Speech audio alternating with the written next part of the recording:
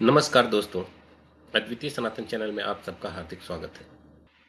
अभी बीते दिनों कश्मीर में हिंदू यात्रियों पे और हमारी फोर्सेस पे आतंकवादी हमला हुआ, जिसमें औरतें और बच्चे भी मारे गए। पर उसके बाद फिर हुआ क्या?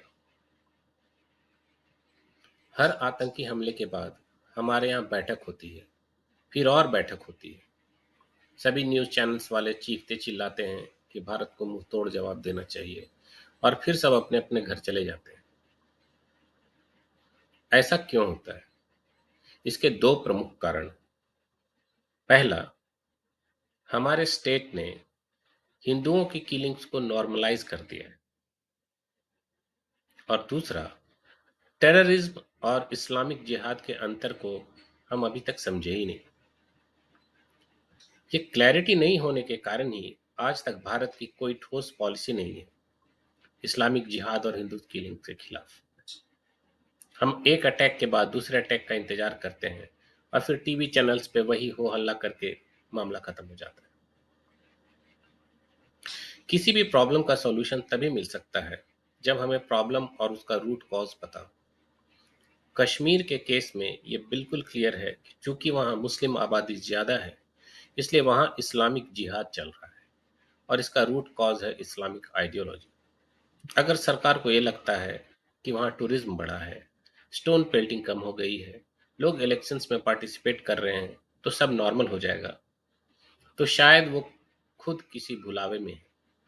ये जितनी भी चीज़ें हो रही हैं वो सिर्फ बंदूक के दम पे हैं। अगर आज हमारे सैनिक वहां से हटा दिए जाएं, तो कल से फिर मौत का तांडव शुरू हो जाएगा। यही सच्चाई है। इस्लामिक जिहाद का एक ही सिंपल गोल है, establishment of an Islamic state.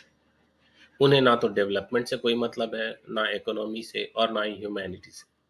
उनके लिए हर नॉन मुस्लिम एक प्रॉब्लम है, और इसलिए उनका कत्ल जायज है। बस इतना सिंपल सा फंडा है। ये कोई रॉकेट साइंस नहीं जो लोगों को समझ ही नहीं आ रहा।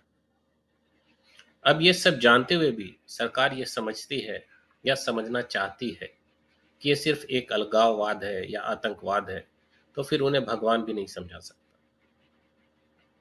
अगर सरकार को लगता है कि डेवलपमेंट से, टूरिज्म से, जॉब से वो इन जिहादियों का दिल जीत सकते हैं, तो ये उनकी मूर्खता है।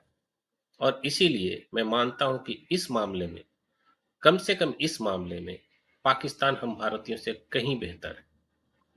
उन्होंने अपनी पीढ़ियां खपा दी, दाने दाने को मोहताज हो गए, आज पूरी दुनिया में भीख मांगते फिर रहे हैं, लेकिन उन्होंने कश्मीर पे कभी कॉम्प्रोमाइज नहीं किया। अगर पाकिस्तान चाहे तो वो आज भी पाक ऑक्यूपाइड कश्मीर भारत को लौटाकर हमसे अच्छे रिश्ते बना सकता है, और उसकी आर्थिक स्थिति रातों रात बेहतर हो सकती है। लेकिन वो ऐसा कभी नहीं करेगा। उसे चाइना का गुलाम बनना पसंद है, लेकिन भारत का दोस्त नहीं। कारण सिर्फ और सिर्फ एक, इस्लामिक जिहाद और हिंदुओं के प्रति नफरत। आज जितने भी एक्शन लिए गए, चाहे वो एम्बेसडर को निकालना हो, बस और ट्रेन सर्विसेज को बंद करना, या फिर ट्रेड बंद करना, ये सारे काम पाकिस्तान ने किए, भारत ने नहीं। जब भारत ने 370 हटाया, तो ये सारे एक्शन पाकिस्तान की तरफ से लिए गए। ये दिखाता है उनका अपने कॉज के प्रति सच्चाई और समर्पण। और हमने क्या किया? हिंदुओं के कत्ल को नॉर्मलाइज कर दिया। आज हम सिर्फ ये बोलते हैं कि पहले 100 मर रहे थे, अभी 10 मर रहे हैं। कश्मीरी हिंदूज के जेनोसाइड को हमने ट्रिविलाइज कर दिया। कश्मीरी गद्दार नेताओं और अलगाववादी जिहादियों को पैसे भेजते रहे और पालते रहे। यही है हमारा कमिटमेंट। हम 75 सालों से इनका दिल जीतने की कोशिश कर रहे हैं, पर ये इतने मासूम हैं कि बेचारे मानते ही नहीं। ये हमारी उदारता नहीं, बल्कि मूर्खता और बुजदिली है। इसी लचर रवैये की वजह से यहाँ के सो कॉल्ड सेलिब्रिटीज, उनको राफा तो दिखता है, पर रियासी नहीं। हमारे अधिकांश इंस्टीट्यूशंस और उससे जुड़े हुए लोगों का मानसिक खतना हो चुका है। इसीलिए ऐसी आइडियोलॉजी जो कहती है कि बाय हुक और बाय क्रुक पूरी दुनिया को इस्लाम में कन्वर्ट कर देना चाहिए, उसके मानने वालों के लिए सभी लिबरल्स, सेक्युलर्स और सीडियो इंटेलेक्चुअल्स के आंख से, नाक से और हर जगह से पानी गिरता है।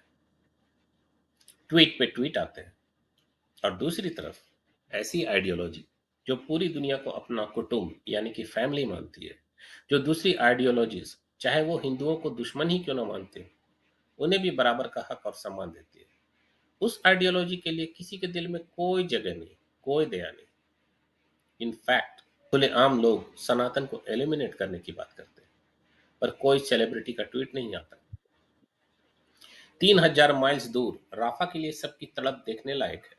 लोगों को दुख के मारे खाना तक नहीं खाया जाता, पर अपने देश में 300 मील दूर पर हुई जिहादी आतंकवादी घटना पर सब चुप है। इसे कहते हैं रियल इन्वेस्टमेंट।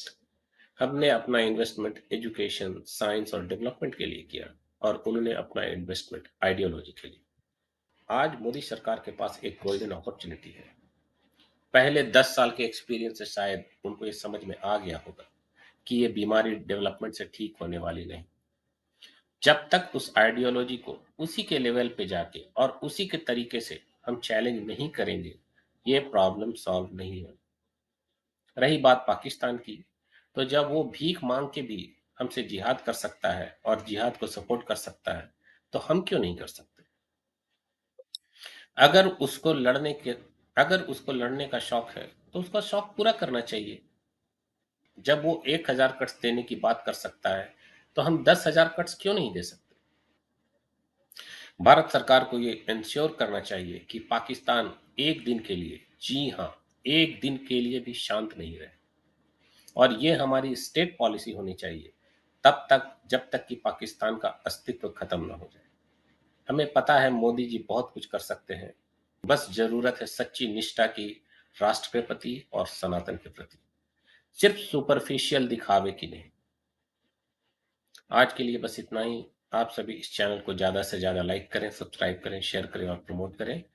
अपने विचार हमें कमेंट्स में लिखकर बताएं। जय सनातन, जय हिंद, वंदे मातरम।